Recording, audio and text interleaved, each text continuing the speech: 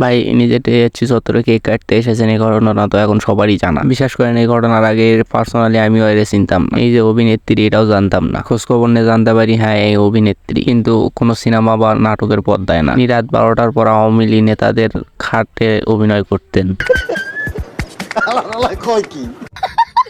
আজকে একে নিয়ে একটু নাড়াচাড়া দেওয়ার চেষ্টা করবো। তো ভাই ব্রাদার কেমন আছো সবাই? আশা করি সবাই অনেক ভালো আছে, আর আল্লাহর রহমতে আমি অনেক ভালো আছি। তো ফাউফাসার বাদ দিয়ে চলো ভিডিও শুরু করা যাক। কি জানে গাইতাম বইলা গেছি।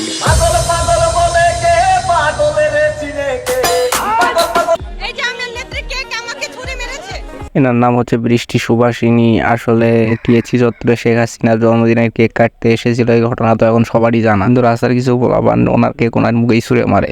ওনার ওই ভিডিওগুলোর কমেন্টে বেশিরভাগ মানুষই বলতেছে ওরা রাস্তার পোলাপান, ওরা টোকায়, একটা মেয়েকে এইভাবে অপমান না করলেও পারতি। আরে ভাই আসলেই তোরা কেক ছুঁড়ে মারলি কেন? একটা মেয়ে তো, তোদের পায়ে কি জুতো ছিল না? জুতো খুলে মারতি।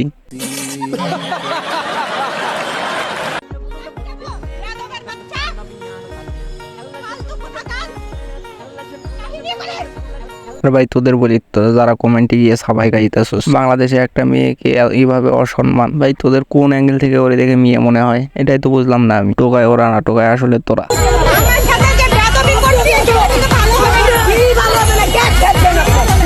যে অভিনেত্রী, এই ঘটনার আগে এরা আমি চিনতামই না। একটু খোঁজ খবর নিয়ে জানতে পারিনি বড় মাপের অভিনেত্রী, তবে কোনো সিনেমা বা নাটকের পর্দায় না। উনি আসলে রাত 12টার পর আওয়ামী লীগ নেতাদের খাটে পারফর্ম করতেন। এখন তো আর ওনার রাত 12টার পারফরমেন্স দেখার জন্য কোনো নেতা নাই, এই জন্য উনি আপনাদের একটু অভিনয় দেখাতে এসেছিল, আর আপনারা তাকে এইভাবে অপমান করলেন।